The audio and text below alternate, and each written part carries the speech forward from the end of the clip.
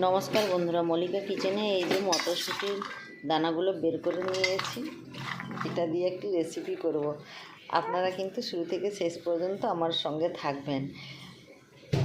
এই মটর কলাইয়ের সঙ্গে কয়েকটা রসুনের টুকরো নিয়েছি, আদার টুকরো কয়েকটা নিয়েছি, দুটো পেঁয়াজ নিয়েছি, দুটো শুকনো লঙ্কা নিয়েছি আর 3টে কাঁচা লঙ্কা নিয়েছি আর কয়েকটা কারি পাতা নিয়েছি।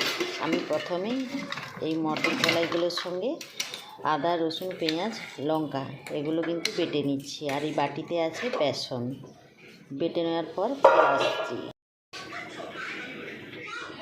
আমি এইরকম দরদরা করে বেটে নিয়েছি।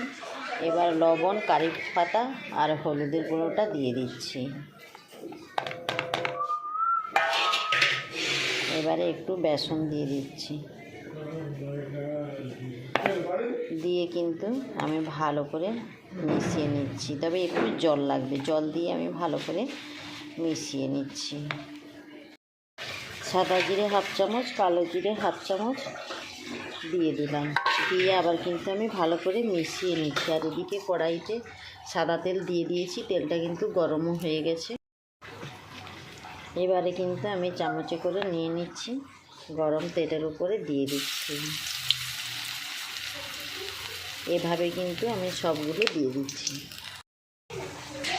তেলের উপরে কিন্তু দিয়ে দিয়েছি। সব বড়াগুলো কিন্তু উল্টে দিয়েছি। বড়াগুলো কিন্তু ভাজা হয়ে গেছে। এবার আমি নামিয়ে নিচ্ছি। এই যে একটি পাত্রে নামিয়ে নিয়েছি। এবার আমি পরিবেশন করব। আপনারা কিন্তু অবশ্যই এভাবে বাড়িতে একবার হলেও বানিয়ে খাবেন।